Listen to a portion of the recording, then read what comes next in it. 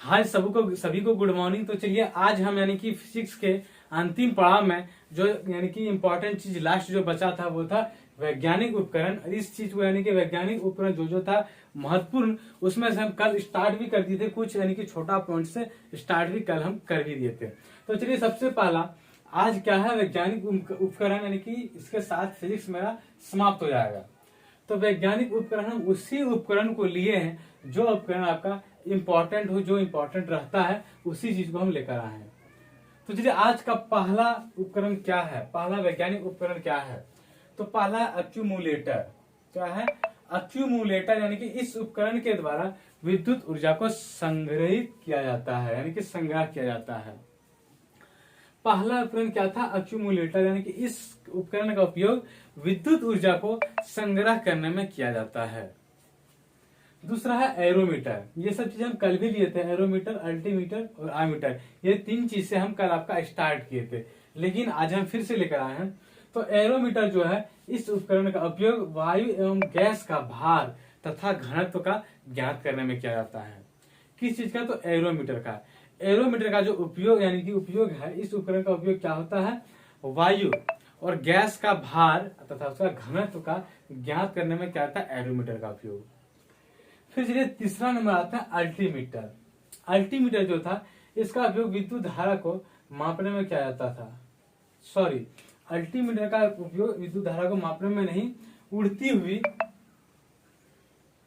Altimeter का उपयोग जो होगा उड़ती हुई विमान की ऊंचाई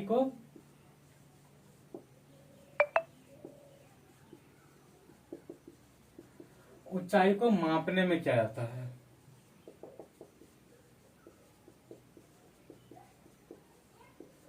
पहला था अक्यूमुलेटर, यानी कि उससे विद्युत ऊर्जा संग्रह किया जाता था। दूसरा है एरोमीटर, इससे वायु और गैस का भार और घनत्व पता चलता है, यानी कि ज्ञात करने में क्या जाता है।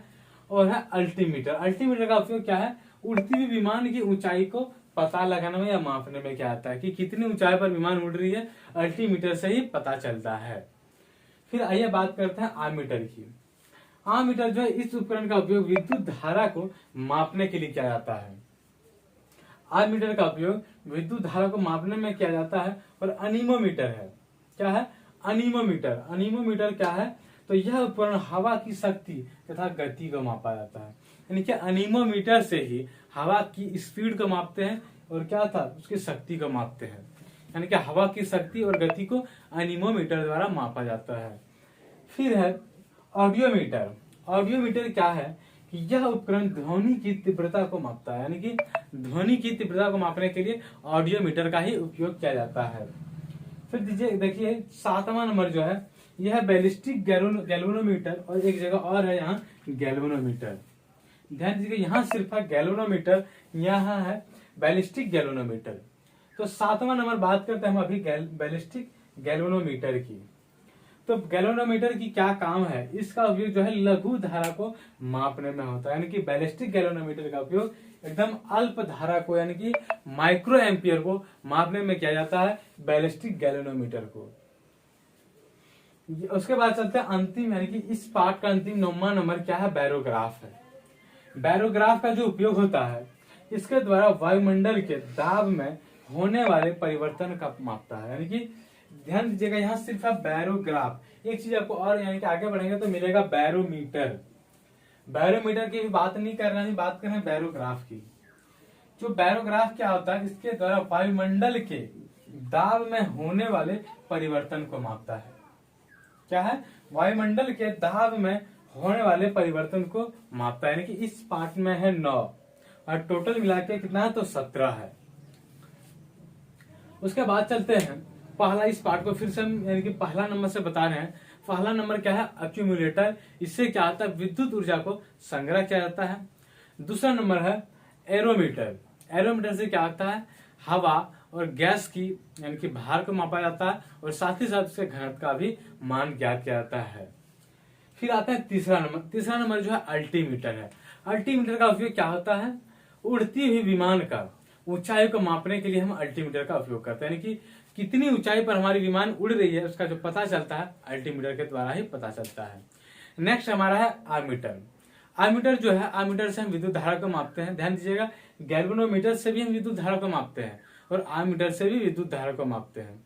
लेकिन आमीटर से हम बड़े यानी कि बड़े क्या करते हैं, यानी कि इसको सीधे सीधे रखना है कि विद्युत धारा को मापते हैं हम आमीटर से, और एकदम यानी कि अल्प विद्युत धारा को मापने के लिए हम यानी कि बैलिस्टिक गैल्वेनोमीटर का उपयोग करते हैं। जो माइक्रो एम्पियर एकदम निम्न धारा को मापने के लिए हम गैल्वेनोमीटर का उपयोग करते हैं।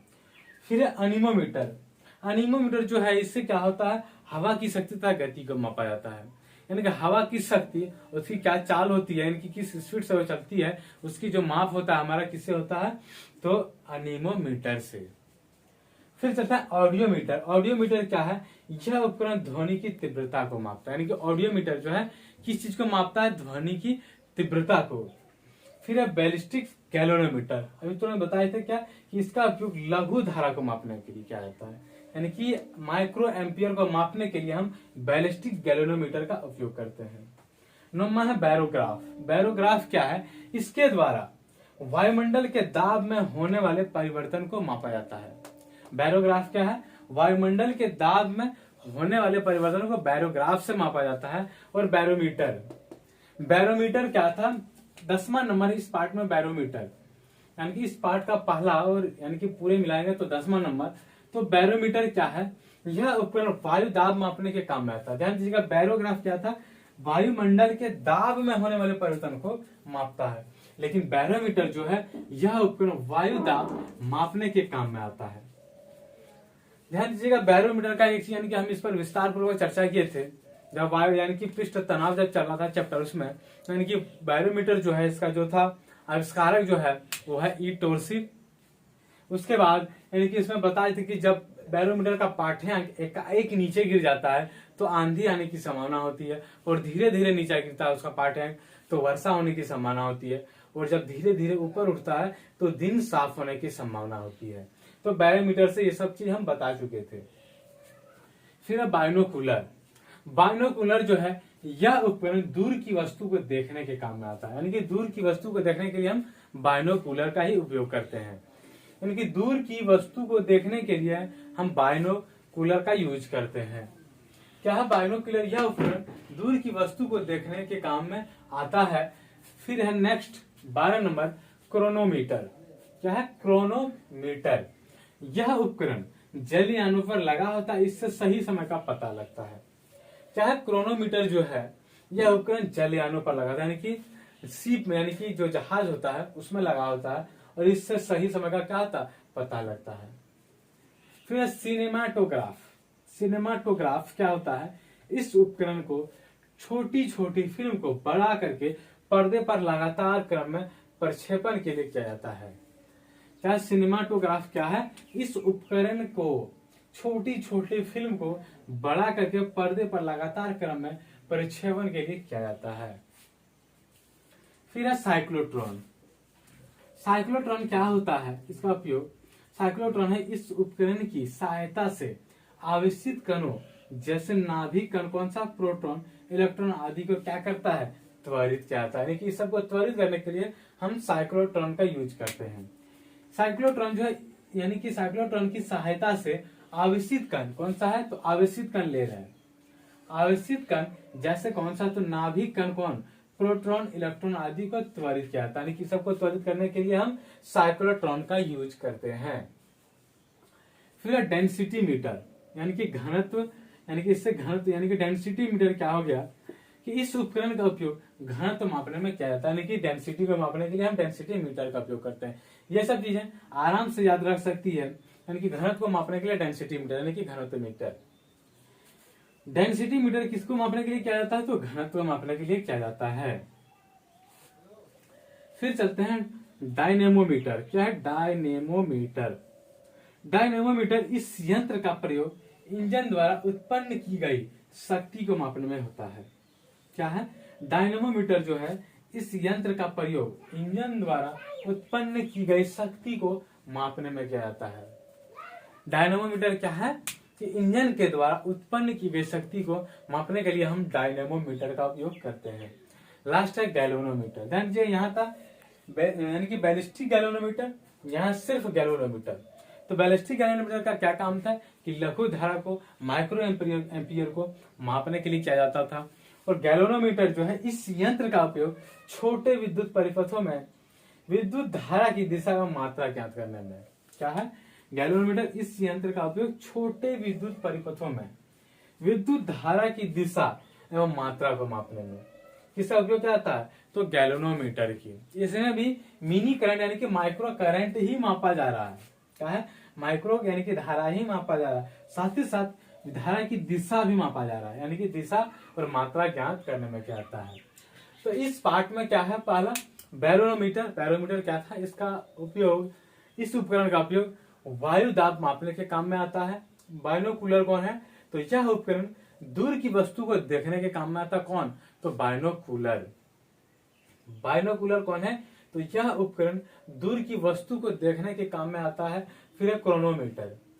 क्रोनोमीटर है यह उपकरण जलयानों पर लगा होता है, इससे सही समय का पता लगता है। क्रोनोमीटर क्या है कि यह उपकरण जलयानों पर होता है, लगा होता है और इससे सही समय का पता लगता है। फिर है सिनेमाटोग्राफ। सिनेमाटोग्राफ क्या था, इस उपकरण को छोटी छोटी फिल्म को बड़ा पर्दे यानी कि बड़ा करके पर्दे पर लगातार क्रम में प्रक्षेपण के लिए किया जाता है। 14 नंबर क्या है, साइक्लोट्रॉन है। 14 नंबर क्या है, साइक्लोट्रॉन। साइक्लोट्रॉन का उपयोग क्या था, साइक्लोट्रॉन की सहायता से आवेशित कणों जैसे नाभिक कण, कौन, प्रोटॉन, इलेक्ट्रॉन आदि को त्वरित किया जाता है, एसिलेट किया जाता है उसी यानी कि साइक्लोट्रॉन के द्वारा। 15 नंबर है डेंसिटी मीटर। इस उपकरण का उपयोग घनत्व मापने में किया जाता है, यानी कि डेंसिटी मीटर यानी कि डेंसिटी का मतलब है घनत्व। तो आराम से सोच सकते हैं कि घनत्व मापने के लिए हम डेंसिटी यानी कि डेंसिटी मापने के लिए हम डेंसिटी मीटर का उपयोग किया जाता है। फिर डायनेमोमीटर। डायनेमोमीटर क्या आता है कि इंजन द्वारा उत्पन्न की गई शक्ति को मापने के लिए हम डायनेमोमीटर का उपयोग करते हैं। और है गैलोनोमीटर। इस यंत्र के द्वारा छोटे विद्युत परिपथों में, क्या है, छोटे विद्युत परिपथों में विद्युत धारा की दिशा एवं मात्रा ज्ञात करने में किया जाता है। तो इसी के साथ आज का ये मेरा समाप्त होता है। और यानी कि और जितना बचा है इंपॉर्टेंट उपकरण, ये सब चीज हम यानी कि सारे इंपॉर्टेंट खत्म करने के बाद एक चीज बचता है, आविष्कारक। जैसे कि बैरोमीटर का आविष्कार करके पूछा होता है, सब चीज पूछा हुआ है कि बैरोमीटर का आविष्कारक कौन है। तो बैरोमीटर का आविष्कार जैसे बोले कि इटोर्सिल है, तो उसी तरह से कुछ कुछ महत्वपूर्ण इसी तरह उपकरण का जो उसका यानी कि क्या कहते हैं कि आविष्कारक कौन है, वह भी आविष्कारक इसके बाद जस्ट हम लेकर आएंगे। और उसके बाद ये मेरा फिजिक्स समाप्त हो जाएगा, उसके बाद हम केमिस्ट्री स्टार्ट करेंगे। तो इसी तरह से देखने के लिए अगर आप लोग को कोई सजेस्ट करना हो तो कमेंट बॉक्स में आप हमें सजेस्ट कर सकते हैं। तो फिर मिलेंगे अगले क्लास में, तब तक के लिए थैंक यू।